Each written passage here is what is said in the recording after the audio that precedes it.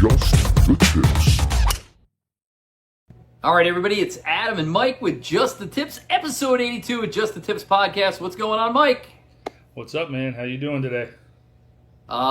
It's Wednesday afternoon. It's 100 degrees, and I haven't picked up my clubs in 3 days. Dude. Well, I think we're going to dive into that. It's episode 82, and we're going to dive into why you haven't picked up your clubs, why I haven't picked up my clubs, besides 4 the days. heat. Yeah. Yep.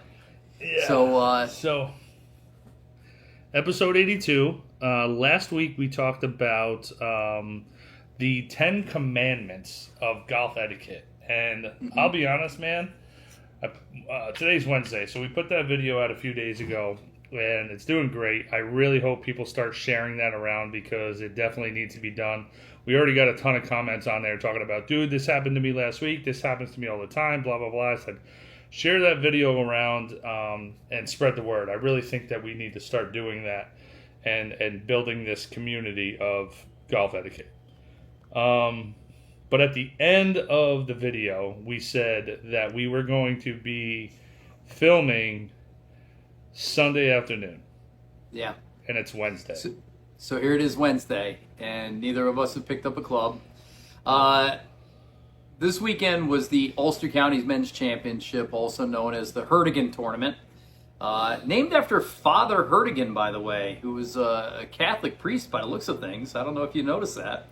But did not know the facts behind everything. Yeah. But it's a prestigious tournament, or for us as big of a deal as it gets, and I make a big deal out of it. For me, it's my Augusta. It's a tournament I've played in many times as a junior and college golfer, and then in my resurgence in my mid to late 40s, and I've been doing pretty well. And one of the reasons I've been doing well is I had your help and support on the course as a caddy. But you went and in your second attempt, your second year, qualified as the second low amateur in the qualifier, which got you into the tournament again, it's 3-day tournament, Friday, Saturday, Sunday, and there's a cut after Saturday, right? So real quick, I mean, I was away when you made the cut. Just wanted to touch on that real quick because it was an incredible round. You did an awesome job, dude. So qualifier was 2 weeks before the actual tournament over at Swan Country Club over here in Saugerties. Not my home course, but it is, a course that I've played a fair amount. But I'll be honest, I've never really played great there, but ended up putting a pretty good round together. I was pretty pumped on how I went. Miss Paddock came out and was cheering me on, finishing 18, and she said, "What'd you shoot?" And I walked off the course. She goes, "I saw what you did on the front." So on the front, I shot a 35, and it's a par 34. And then on the back, I shot 40, and it's a par 36. No, is it also 35 on the back, right? So I shot, I think it's par 70, correct? It is par 70, yep. So it's 34, 36. 34, 36. Wow, my bad. It's terrible. My math is terrible. It's hot out. It is hot out. Shot 75. Yeah, so unbelievable shooting, and not only that, but all but 21 people from the tournament get cut and have to requalify. So if you're in the top 21 the year before, you don't have to qualify. But there was like 60 or 70 guys in the tournament. You came in second out of all of them, So it was the young man who what did he get you by 2 or 3 strokes? I think he shot a 71. Colton Pickle is his name. 17-year-old kid out of Colton Pickle. Ellenville, I believe. That's it. Yep. Plays out of Lockmore. Is a senior out of Ellenville. So again, there was only 30 years difference between the two of you, but outside of that, everybody else you threw a whooping to. So the great thing about that is you get 2 weeks. You get that tournament's on a Saturday. You get a full week in the following week. and then we play Friday, Saturday, and like everybody says, hopefully Sunday. So you and I took it as serious as a heart attack. We had plenty of good practices. We had some excellent practice rounds. As a matter of fact, what'd you shoot in your practice rounds? So me and you went over to 12 skill. I shot 36 on the front there. What's par? 35. 35. Yeah, and I shot one over on the front, and then on the back, I think I shot a 40. But that was us more like, hey, what if the pin's over here? What if chipping up to here and that kind of thing. But yeah, it was another 75, I believe, 76. Yep. I had a tough day. I'd run out of the car and zipped around the course, but I played it many times, so my 82 didn't bother me in the least. You got a chance to play Apple Greens, the second course. I was away and didn't get a chance to play a practice round. How'd you do in the other practice round over there? Shot 78. 78 on a par 71, right? Then you and I went to the final course, Wiltwick, and played from the blacks on a good solid day. We had a good match against some friends. I shot 77 from the back tips. So I think I shot like an 83. So between the two of us, we couldn't be playing better. The day before the Herdegen, the Thursday, we go up to see our buddy Lucas Cohen up at New York Golf Park, which again, if you're in the greater Hudson area, it's 20 minutes from Saugerties, 30 minutes from Kingston, 40 minutes from Albany, is one of the great practice facilities. You and I had a lovely day. We had a relaxing day of simulating the golf course, hitting a few shots, doing a few videos, but largely it was just a nice relaxing day where the ball was flying off the club. Yeah, it felt good. Hitting off of grass, so we were hitting all of our clubs off of grass. So he's got a great practice facility there. Felt good, man. Felt really, really, just ready to play. Right, like I was like, let's do this. Let's get this over with because the game is feeling good right now. Yeah. So the great thing was the next day. I don't know how they come up with the tee times for the championship.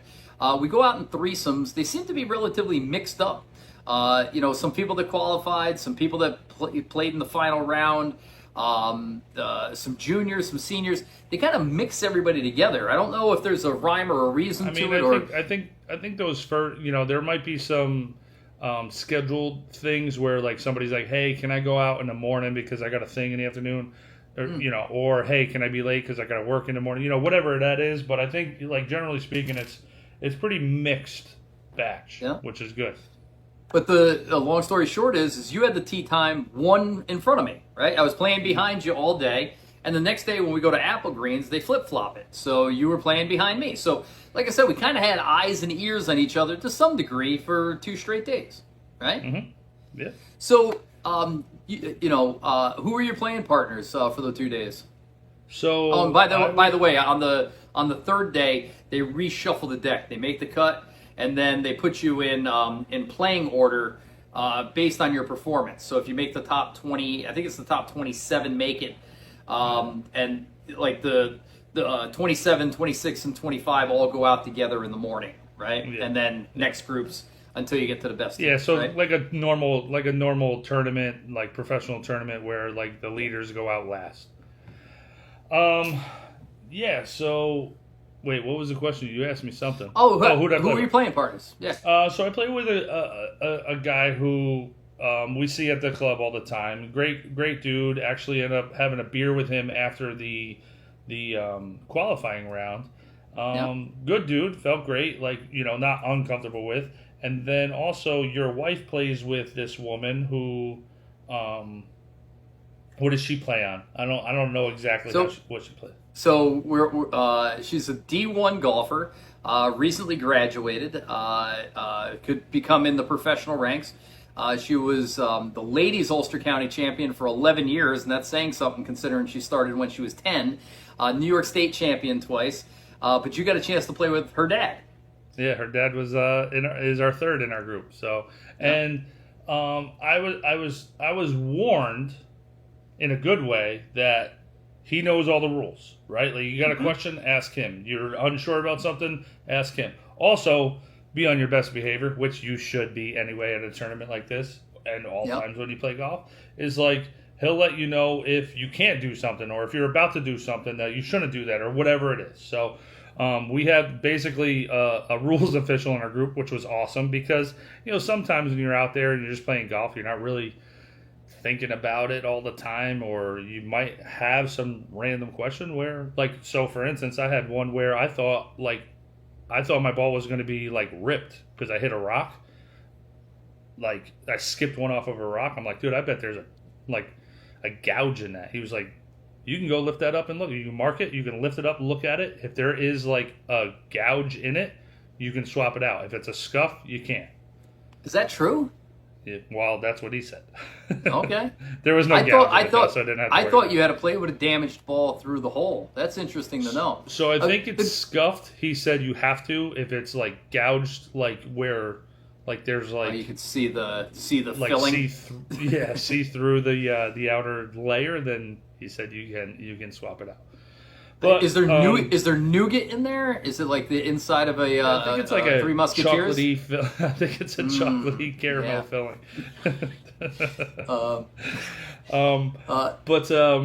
No, who'd you play with? You know what? I had two really good playing partners, both from smaller local courses. One gentleman I played in the final round with the year before. Another gentleman from New Paltz, but both younger guys, big, tall, strapping guys in their 30s, hit the ball a mile. God's sakes! I told the one guy if I could hit the ball as far as him, I'd be on the Corn Ferry Tour. But it was such chill. You're not allowed to say that, dude. Why not? That's what Mike Block said about Rory. He was like, "Well, if I hit the ball as far as Rory, I would shoot 20 under par every day," and that got him some crap. Oh, really? I got him some crap. I mean, I know what you're saying, and I know what Mike Block was saying. He was like, things are a lot easier when you hit the ball 60 yards 80 yard past me. Yeah. So pitching wedges going in par fives, but yeah, go ahead. But what was interesting, and I even said it. I go, it didn't feel like a Herdegen. First off, you weren't with me on the bag. I didn't have a caddy either day, or all 3 days. And these guys were just super chill, man. I couldn't tell if they were out for a... Huh? And they didn't have caddies either, right? They both had people riding with them. I wouldn't call them caddies. I'd call them support staff. Somebody to light the cigar or to, go run in and grab a few beers at the turn. Well, that's what I'm saying. They weren't drinking, but, man, they were super chill. And like I said, not that we weren't trying to play serious, but I would say, like, my group felt like a Brabham Saturday morning round, like where we're trying to shoot low net. Dude, so rather than the Herdegen. Yeah.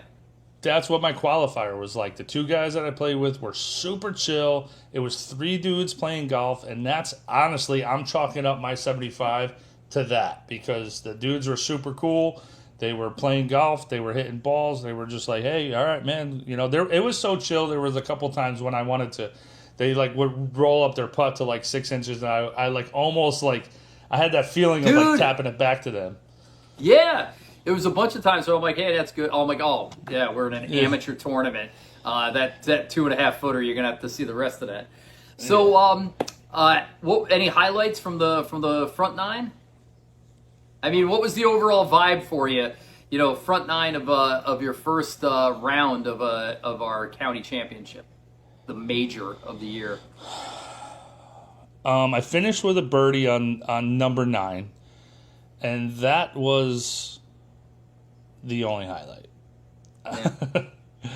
Yeah. It was a little bit of a grind. It was, I talked to the one guy in my group had a caddy who comes to the gym all the time, and we know him. Whatever, we talk to him all the time about golf, and he said something about the guy he was caddying for in their group that, like, you're always fighting, right? Like, you're always, like, scratching and clawing for that par. You're always fighting for that par. That birdie comes every once in a while. When I was playing well with these mid-70 rounds that I was shooting, I wasn't fighting. I was never fighting, right? Like, maybe once in a while there'd be a bogey in there, but it would be like a lip-out par or like a like a tap-in bogey where I wasn't like Right. fighting. I was just like, all right, take your bogey and get out of here. This round at 12 skill was a fight, man. It was a fight. And I ended up shooting an 84 for the round. And it was fighting the whole time, man. It really was. So same thing for me. I made the turn in 40 with 2 birdies, and I was like, man, I'm in trouble. I have to make 10 footers for par. I had to make a 30 footer for par instead of tap in pars. There were tap in bogeys, and the bogeys just kept coming faster and faster. And I'm like, oh, and it's only a par 35, right? And the 9-hole course. And we played the whites. Most of them are up tees to play the ones on the back.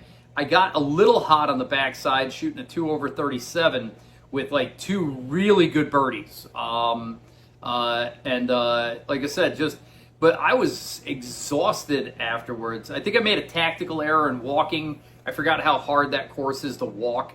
It's pretty mountainous, and it was warm out. But I didn't do leg day, so I was like, it's a wash. Who cares? Mentally, though, I was wiped out, dude. It was a dog fight all day. I had to hit a left-handed shot. I had to make it a 30-foot par. I had to hit a driver into a par 3 on a short par 5. Yeah. So it was a dog fight. I was a little worried about you, though, because 84 kind of had you middle of the pack. If there was, 60 guys, give or take? And I think you were, right around 30th.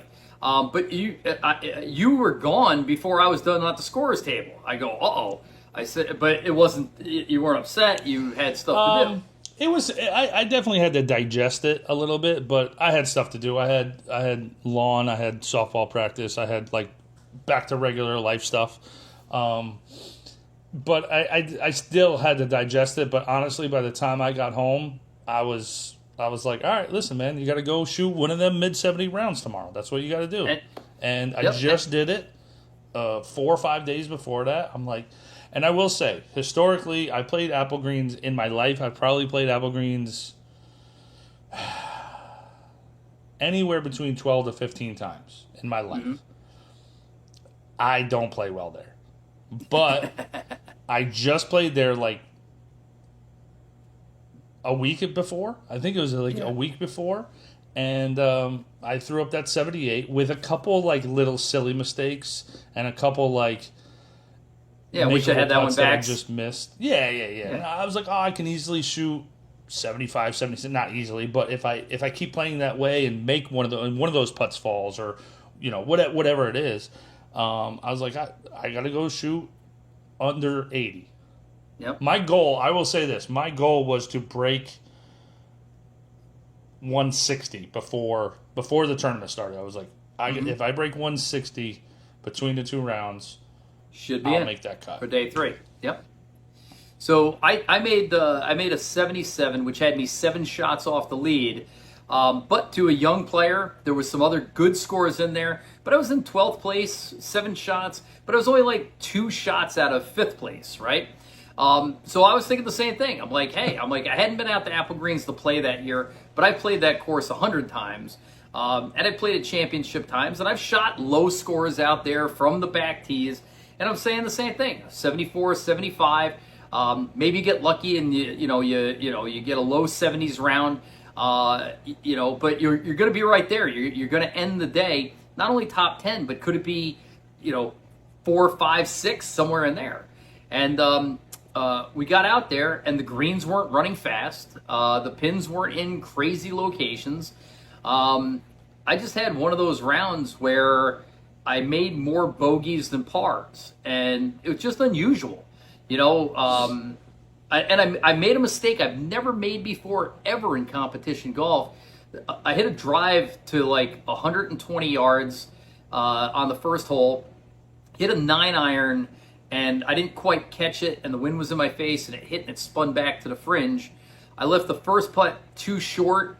I knocked the second one up to 1 inch, and I was pissed off about the 3-putt, and it was 2 inches away, and I went up, and I went to tap it in, and I didn't have my feet under me, and the putter caught the turf and rolled the putt 1 inch of 2 inches, and I took a 6. on the first hole with a 4-putt. And I was like, oh boy. But I said, let me wake up. mental Yeah, attitude. that's fine. Like, you know what? First hole, let me wake up. I'll, a little I said, kick in the butt. I said Rory won the Masters taking a double on the first hole. This guy, JJ Spawn, he shot 40 on the front and still won the U.S. Open. Who am I to complain about a double bogey? Well, I should have complained about the double bogey because, like I said, from your lips to God's ears. But just went like bogey, bogey, bogey, 3-putt bogey. Then I had a par, then another bogey. I got a birdie and a par and then a bogey. And I was like, ow. I'm like, it's just a lot of bogeys. I start the back, bogey, bogey, par, and I'm like, okay, let's take a nice run of pars. Bogey, ridiculous, have to get up and down par, another bogey, another bogey. Oh no, then I went par, par, par on the way in to shoot 80 on the number. But I'm like, oh my God, I'm like, it just got away from me. And I was like, man, I'm like, that's unusual. Normally I can stop the bleeding and grind it out, and I just couldn't. But I'm like, okay, Now for yourself, you were behind me at this point, so I caught you on the turn, and you're like, that front 9 wasn't too hot. Well, I started off fine. I made par on 1. Flew the green on 2, which I didn't expect. Took my bogey there. Then made par. I'm like, all right, here we go. I'm like 1 over through 3. I'm like, totally fine. Wasn't totally fine, dude. Number 4 is that par 5 with that crazy green with the, it slopes and everything like that. I got on the wrong side of that pin and 3-putted that, which was not good. I was on in 4, 3-putted that, so that's a double. Hit one in the water on the par 3. Sucked.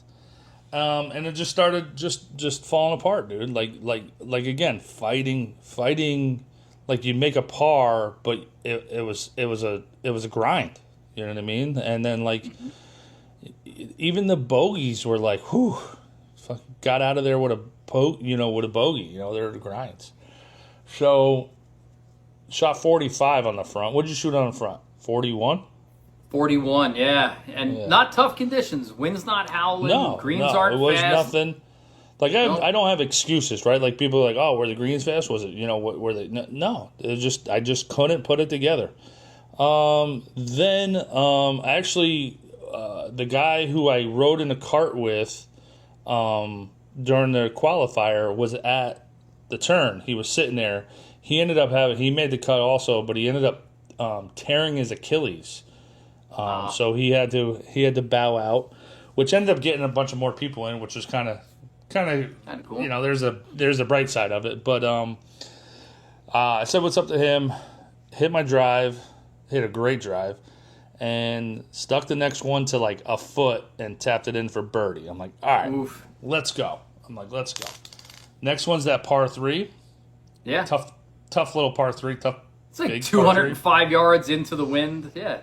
Striped a hybrid onto the green, got like a 20-footer, misread, tap in par. Okay, no big deal. Par, I went birdie, par, so 3-3. Pipe a drive on 12. I'm short par 4 downwind. What do you got left? Yep, 62 yards. There you go, a little flip wedge. Yep.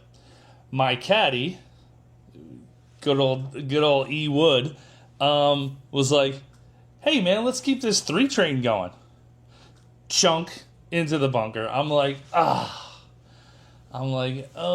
man, all right. So then I scull it out of the bunker. Then I took an 8 on that hole, and I was done. I was done. Done. I didn't tell you this though. So the next hole is that you said you hit driver on 13, right? It's the only club in the bag that was going where it was supposed to. So it's not a driver hole. Definitely not a driver hole. So I'm furious. I got 3-wood in my hand, and I go back and I get my hybrid, and I just pipe it up the left side. I have 122 to the pin. I have like 109 to the front edge. Yeah. I hit a fluffy pitching wedge that I don't know where it lands, but it was definitely short of the front of the green because it was 109. I hit a fluffy pitching wedge out of the rough. I was in the bunker long. I have no idea how I was in that bunker long. So you know what's interesting about that hole, and I don't know if it's legend or how it could possibly happen, but we've heard this before. So this is a tough par four because it's really narrow. It's got water on one side, trees on the other, and then the green, the whole hole's downhill, but the green runs away from you hard and into a bunker. And what I heard was it's not a Redan because it's actually installed backwards.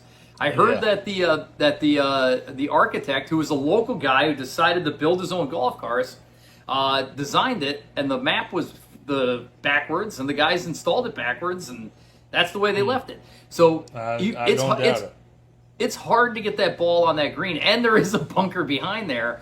I try and play it short, just like you did. Dude, I played it short. Like I hit an easy pitching wedge. I hit a fluffy out of the rough pitching wedge, no longer than 100 yards. I didn't hit this ball 100. I maybe went 100, and I was in the bunker long. Yep. So and it was all downhill from there. I ended up shooting a 90. What'd you end up shooting? 80 on the number, which got me a 157 for the 2 days, and I was in 22nd position. No, I wasn't. I was in. You were there. What were you, second group? No, you were like fifth group. I was third group, and I was first to hit the third group, so I think I was 19th, right? So they take the top 21. So you and I have a discussion in the parking lot. Oh, they take the top 27. They took the top 27, and I'm 19, right? So I dropped from 12 to 19. I know I'm out of the tournament. I know I have to go and shoot like a mid to low 80s round at Wiltwick to make the top 21, so I don't have to qualify next year. I can't win the tournament. I'm not old enough to come in low senior. So like I said, the tournament just didn't feel like the tournament. So you and I got talking, and you're like, "Do you want me to come caddy for you?" And I go, "Dude, just save it. We got more important things to do. Let me just go out there. I played by myself for 2 days. I'll play by myself the third day, and I'll go out and I'll shoot." You know, I just shot 77, so maybe I shoot 79 and, maybe 82, something like that. And we woke up that morning, and it was pouring out. I mean, thunderstorms. And we get an alert. They delayed the start of the tournament by an hour. I'm like, okay, we've been playing in rain the whole time. It's no big deal. What I wasn't expecting was the howling 30-mile-an-hour two-club wind. Really? Normally for us, we get real heavy wind in the springtime, right? And then muddy conditions, howling wind, lots of high scores. But then, once the summer rolls around, the wind dies down, the course firms up. I wouldn't say they tricked out the pins, but there were some good ones. There were some, player pins out there. I hit the ball off the tee as good as I've ever hit it in my life. I hit the fairway on 1 and made a bogey. I hit the fairway on 2 and made a bogey. Now I'm playing the kid that beat you in the qualifier. He didn't beat me. Okay, let's not put it that way. His score was lower than yours. Everybody qualified. Everybody qualified. I know. We get started at 0, but we were tied. And I go, good. I'm gonna enact in revenge for Mike getting beat by this kid. Right? He starts off birdie par birdie. I start off bogey, bogey, bogey. And I'm like, okay, I'm already down like 5 strokes to this kid after 3 holes, right? So I go on 4. And again, it's a tough stretch to start, especially from the blacks. The wind's howling. And I'm like, just get on track. I couldn't hit the driver better. I shaped it around the corner on 4. I'm laying on the 150-yard marker. Pins back left. I hit it front right. 3-putt across the green. I go, you got to be kidding. I'll tell you how hard the wind was blowing on 5 from the back tees at 210 yards. I hit a hybrid and I hit it pin high, right? So the wind was, and I finally made a par, right? 5th hole. For number 6, the easiest hole on the side. Pin is front right. I hit it back left, 3-putt, and I'm like, okay, this is annoying, but I've been hitting the driver so good. Number 7, the hardest hole on the course is coming up. So I decide to pipe one down the middle, and I hook it into the hazard, take a double bogey. bogey 8, double bogey 9. I make the turn in a 46. Dude, I can't remember the last time I shot 46. I can't remember it. I would have to go back and look at my Gin app. I bet it's been 3 years since I shot 46 on the front of Whitwick. All right? Wow, dude. But didn't give up. I go, hey, tail of 2 9s. 46 36 is still, 80, what was that? 82. I go, that's still a good score. I go, 84, 85 will probably still qualify. Plus the conditions are so hard. I saw the governor in the bunker on 5 while he was playing 4. And I go, well, he's not playing very good either. And then, if he's not playing good, I should be perfectly fine. Battle on the back. Go. The pin's on 10 on the back left. I hit it in the bunker short right. Can't get up and down. Dispersion, brother. Dispersion. We have videos about this. I know guys that have a video on YouTube about this. Almost 3 putt number. Number 11's playing 170 yards, the longest I've ever seen it. Almost 3 putt that one.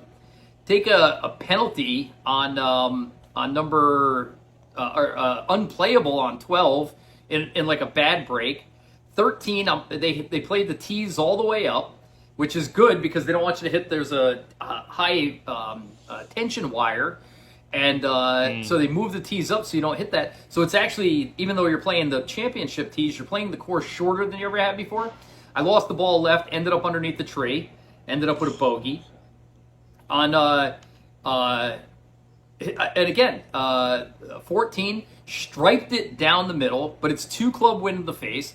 I'm taking a hybrid into the green. I lose it a little bit right. I see the markers looking for it out of bounds.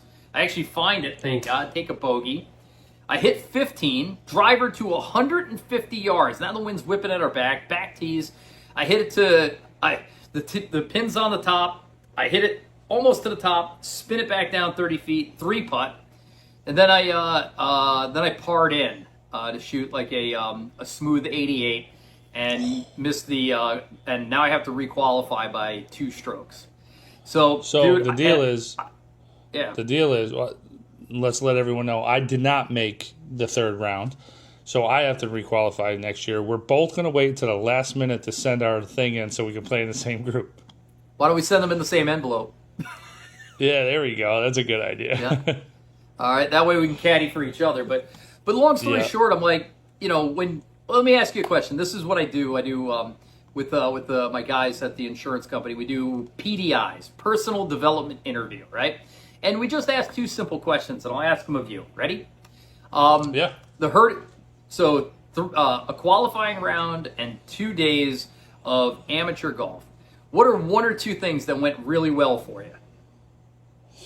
I hit my driver really well. And I got more comfortable putting without taking practice strokes and trusting my read and my feel. Those are the 2 things that I feel during competitive golf that I normally struggle with, especially last year. Now I'm comfortable with them. How about anything else that you did well?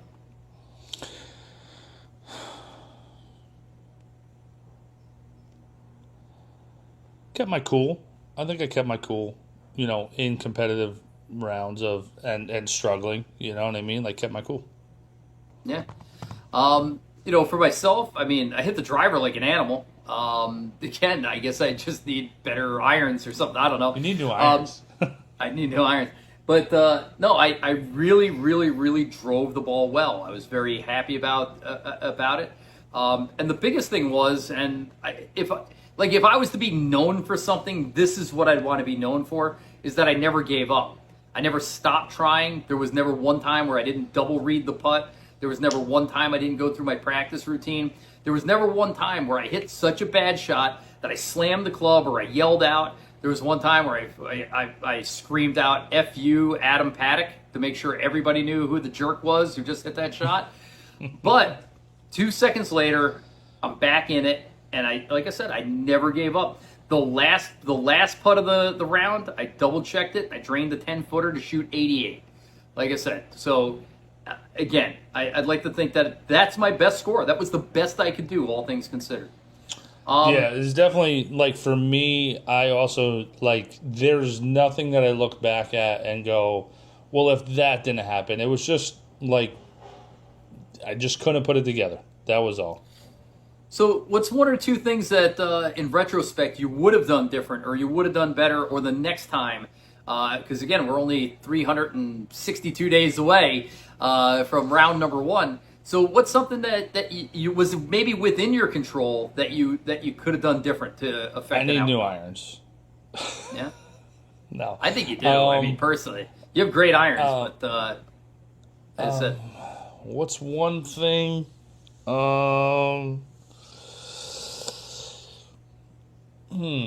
That's a good question.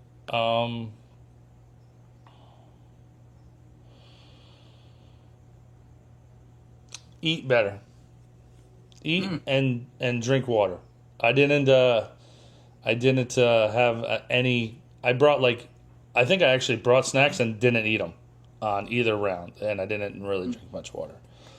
So I think one of the things that we find in an amateur round, and Bobby Jones talked about this, because Bobby Jones was like a little guy, and he would say like a 3-day tournament that he would lose like 10 pounds just because of the mental drain of amateur golf, right? So, you're a big, strong guy. You don't get gassed on the golf course. But, long story short is that, you're also not grinding that way mentally when you're, when you're just playing a Saturday round or something like that. Yeah. You might need a little different nutrition for something like that. How about you?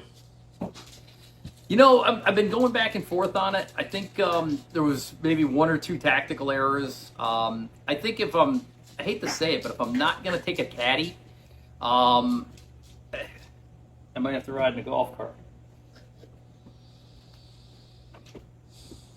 Might have to ride in a golf cart. Honestly, that might be one. I mean, I didn't walk, right? My caddy is got some back issues, so we just rode in the cart together. That also might have messed me up a little bit. I don't know. I'm saying maybe I'll do a trial next year of like walking and just staying in the zone might help me a little bit better, instead of in and out of the cart. I don't know. Yeah. So Let's see. What'd you do Sunday? So, did you walk? No, so day 1 I walked and the guys I played with rode, and it was a hilly course. That was one of the problems, was they were always ahead of me because they were longer hitters, and I was always walking. So it was one of those things where, and this was where at least I was playing well. I played better than both of those guys on Friday, right? Saturday, I took a cart, which I hated, and I hated sharing the cart. The guy was super cool, but like I said, it kind of took me out of it. We're looking for his ball, then we're looking for my ball. We got close. He hits a slice, I hit a draw. I should have taken my own cart. I enjoyed the time I spent with him. He's a really nice guy. But like I said, but then I walked on Sunday. Both of the other guys rode. They both hit the ball farther than I did, and they also both outplayed me. So one of the things that was kind of terrifying, it really was, dude, I had like a flashback in the middle of the round to playing Wiltwick in junior golf against playing better older kids that could hit the ball farther, and me not playing well and holding the whole group up. So I'm up against a rock wall and I'm trying to figure out a penalty stroke to take a drop. These guys are already on the green. They're waiting for me. Dude, it was just an ugly scene out there. Doesn't that suck? Because that's normally what you and the governor do to me. It is. And like I said, when you're the guy that's behind, when you're the guy who's in trouble, when you're the guy who's holding up the group, and you're walking, the only one walking, it didn't feel good the whole time. So I'm not sure. You know what the real answer is, and this I really hate to say, is I need one of those walking caddies. I need one of those electric ones that I can just walk and, like I said, not have to worry about the bag. Or have a caddy. Definitely.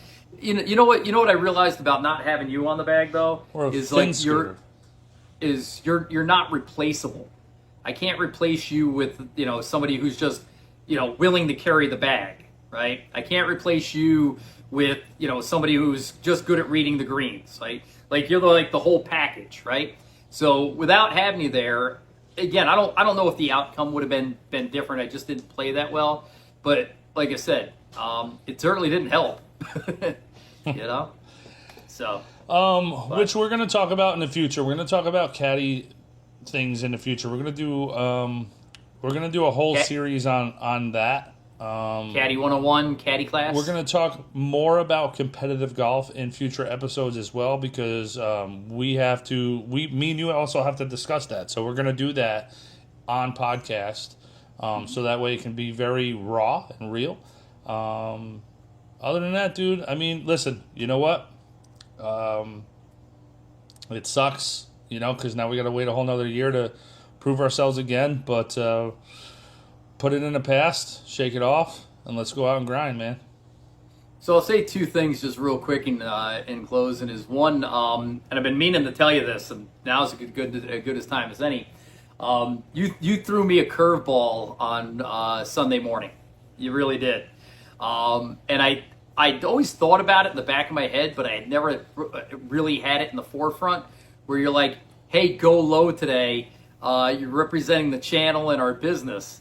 And I go, yeah, you know what? I haven't played well the last 2 days. I need to go low because we're just the tips. I need to go low because we've been telling everybody how to play golf. We've been telling everybody about the mental game. We've been telling everybody how to do it the right way. And if you can't demonstrate it, now, did I think about that out there? No. And it didn't affect me. But I'll tell you, at the house, when I saw that, it's the first time that there was a realization like, hey, my score is reflective of our brand that we've created together.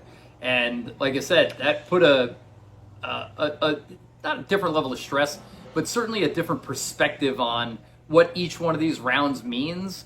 And again, I think now knowing that and really knowing it, I think I would put a different emphasis on my practice and preparation. I'll say this on the same note. I wrote 4 letters on my ball to remind me that what I'm doing there, what I'm representing, and that I belong there. Right? Like I had 3 or 4 people come up to me and be like, "Hey man, great round at the qualifier, dude. That's so awesome. Like so good to see you here." Like almost as though they didn't expect me to be there. And I had to remind myself that I belong there, right? And somebody else was like, "Dude, last year you were caddying and now you're in this. Like that's cool." It's like, dude, I'm a golfer. I belong here, and I needed to not fall into that mental state of like, dude, you made it, No, I expect to make it. I expect to be there. You know what I mean? Like, so I had So those what were the 4 letters letters on my ball to remind me. I'll tell you off air. So it was 4 letters to remind me that I belong there, I deserve to be there, and that I'm representing the channel that helps other people get there and know that they belong there as well.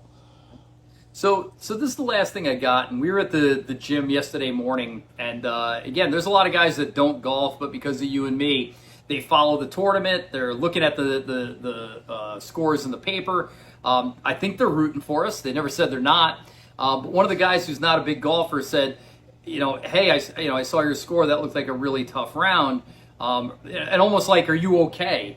And, the short answer is like, no, I'm not okay. I'm not okay with that score. I'm not okay with the result, but not in like a negative way, like the way of a champion would think. Like, hey, that score is not indicative of my ability. That score doesn't represent me as a golfer. But what I said to him, to put it in context, to make it so a non-golfer could understand the way I'm feeling, I said, that's the beauty of golf, is that you could do everything within your power and still come up with a bad number. Right? That's what makes golf terrifying, too.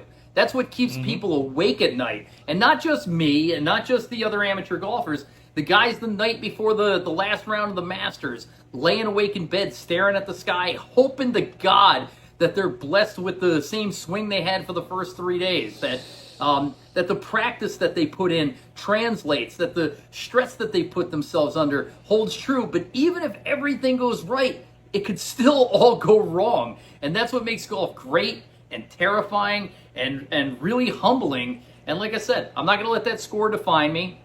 I'm looking forward to qualifying with you next year, and I'm looking forward to winning the whole thing. And if not, then definitely as the senior champion.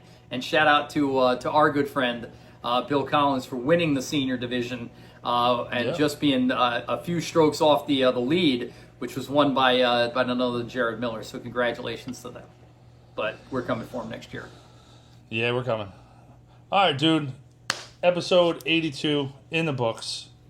Let's get back after it, dude. We're grinding. That's it. Yep. As I said, so thanks to the sponsors, especially our golf course partners. Go up to the golf park in Hudson. Go see Luke Cohen. He's got summer clinics starting for juniors. He has a veterans group if you're a local veteran and you want to take some group lessons. They got a great mini golf park up there. Go see Luke Cohen at the New York Golf Park. Yep. And shout out to everybody out at Stonehouse and Royal New Kent. That content is coming out all of this Starting week. to come out this week as we're filming this, and it's going to be coming out for the next couple weeks. So when you guys ask us why we always post about all this stuff, it's because these courses are amazing. There's great people that are behind it. There's great people who believe in the Strand's legacy and keeping that alive. So be sure to check all that stuff out. Make sure you like, follow, and subscribe. There you go. Go to golfleague.com, Saturday Skins. Hit the Just the Tips shirt tab. Buy your shirt, man. Links Get are your all down Hawk in the description. edition. We got codes. Tons of stuff, guys. Yep. We got actually during the tournament we had some people talking about our shirts. They're like, these shirts are awesome, and they're what, $37? And that's what they said. They go, really? They said, how do you like them? And we go, UV resistant, sizes up to 6X, athletic. Dude. And again, we played in 100-degree heat in them. Our performances in the Ulster County Championship were not influenced negatively by the $37 shirt. I think No, it was not the shirt. No. But so go buy your shirt. It will not help you shoot in the 70s either. But you'll look good. You will look good. No matter what you shoot, you're gonna look like $1 million wearing one of the Just the Tips customs. Kennett Custom Wedgewoods, base cigars, shaft wrap, shaft wipes. Everybody, Sundog sunglasses, back nine cleaner. Codes. Just look at the codes down in the description. Get them. All right. Get them. Buy some. Let's go. All right, man. I got stuff to do. I'm Adam. I'm Mike. Just the Tips. Just the Tips. Just the Tips.